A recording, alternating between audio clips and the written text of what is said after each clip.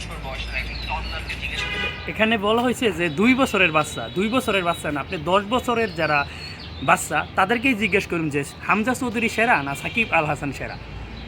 সেও আমাদের দেশে সবচেয়ে একটা বড় একটা কমন বিষয় হয় কি, যদি কোনো মানুষ আলোচনায় আসে তাকে এর সাথে তুলনা করি, ওর সাথে তুলনা করি, হইতে পারে সেই ওই মানুষটা থেকে অনেক বেশি জনপ্রিয় বা অনেক বেশি প্রভাবশালী।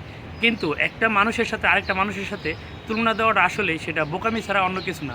সাম্প্রতিক সময়ে যেটা দেখছি যে বাংলাদেশের সর্বকালের সেরা ক্রীড়াবিদ যাকে বলা হয় সাকিব আল হাসানের একটা বিষয়ে এক দর্শক টি স্পোর্টসের যে ফুটবল শো হয় সেখানে সাংবাদিক নাবিল খান, তাকে অনেক বিচক্ষণ একটা মানুষ মনে করতাম।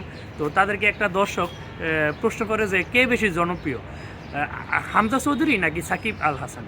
তো তারা সেখানে বুদ্ধিদীপ্তভাবে উত্তর না দিয়ে তারা উত্তরটা এমনভাবে দেয় যে সাকিবকে ব্যঙ্গ করার মতো। তো বিষয়টাকে দেখেন, শুনি, কথাটাকে শুনি। এই যে কথাটা শোনেন, সেটা স্পোর্টস ইন্ডাস্ট্রিতে বা স্পোর্টস অ্যারেনায়, সেটা নিয়ে আমাদের প্রশ্ন সবাইকে আমন্ত্রণ জানাচ্ছি। Bashundhara Kings presents the football show এর এডেড টাইমে এই প্রশ্নটা করেছেন এন নাসিম। অপশন দিয়েছেন দুইটা, সাকিব আল হাসান নাকি হামজা চৌধুরী। এই মুহূর্তে বাংলাদেশের সবচেয়ে বড় সুপারস্টার কে?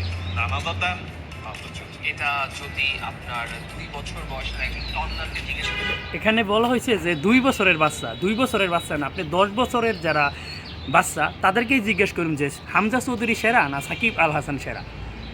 সেও চোখ বুঝে বলে দিবে সাকিব আল হাসানের নাম। আপনি সেখানে 2 বছরের বাচ্চার কথা বলছেন। এখন আমি যদিও হামজা চৌধুরীকে এখানে ছোটো করার কোনো অপশন নাই, হামজা চৌধুরী বাংলাদেশের এই যাবৎকালে সাকিবের পরে হয়তো সবচেয়ে বেশি আলোচিত, যে বাংলাদেশের দলে হয়ে খেলার আগেই সে অনেক বেশি আলোচিত হয়ে গেছে, কারণ সে ইংলিশ প্রিমিয়ার লিগে খেলা একটা প্লেয়ার, লেস্টার সিটিতে খেলা একটা প্লেয়ার, তো তার সাথে কারো তুলনা আসে না।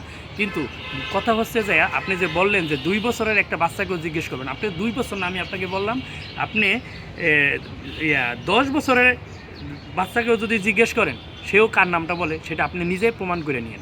এখানে আপনাদের প্রশ্নটা উত্তরটা দেওয়া উচিত ছিল এইভাবে যে ভাই সাকিব আল হাসান এই পর্যন্ত যাই অর্জন হয়েছে বা যা কিছু করছে বাংলাদেশের হয়ে খেলে তারপর সাকিব আল হাসান এই জায়গায় গেছে, কিন্তু হামজা চৌধুরী এখনও বাংলাদেশের হয়ে খেলে নাই।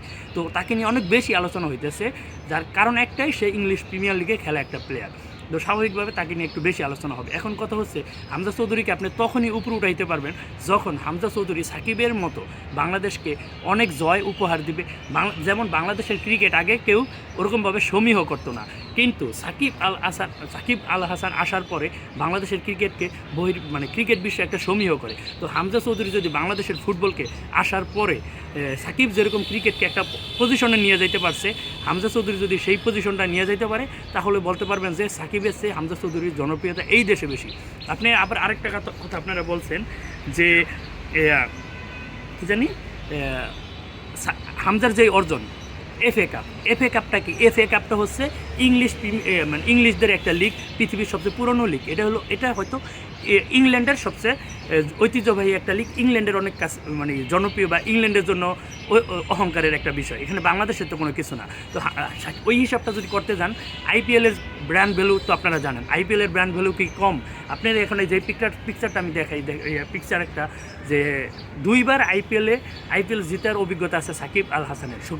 সতীর্থদের কাঁধে চড়ে তার মাঠ থেকে বের হওয়ার যেই স্মৃতি আছে, হামজা চৌধুরী কিন্তু সেটা নেই। এখন আপনি যদি বলেন ক্রিকেটের জনপ্রিয়তা কম, আমাদের উপমহাদেশে প্রায় 150 কোটি মানুষ, এই 150 কোটি মানুষই কিন্তু ক্রিকেট খেলা জানে এবং ক্রিকেট খেলাটা ফলো করে।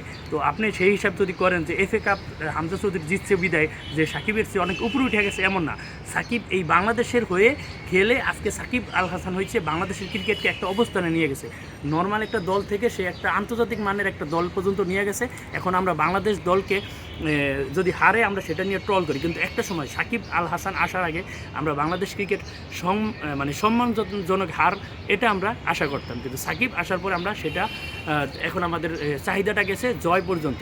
তো এটা আপনারা মাথায় রাখবেন।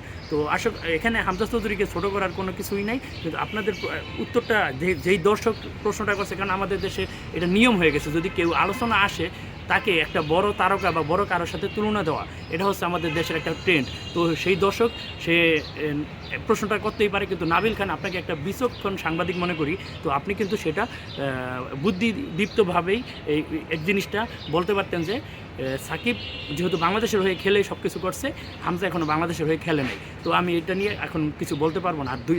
আর পাশে যে সাংবাদিক, তার নামটা আমি জানি না, সে বলছে যে 2 বছরের বাচ্চা। আমি আপনাকে প্রশ্ন চ্যালেঞ্জ করে দিলাম, আপনি 10 বছরের 10টা বাচ্চাকে প্রশ্ন করেন যে 10 জনের ভিতর কয়জন তা সাকিবকে চিনে আর কয়জন হামজাকে ভালোবাসে, মানে চিনে বা ভালোবাসে। তো এটাই বলার ছিল, আপনাকে এই চ্যালেঞ্জটা দেওয়ার ছিল। আর নাবিল খান আপনাকে যে মানে একটা বিচক্ষণ সাংবাদিক ভাবতাম, আপনি আসলে সেটা না।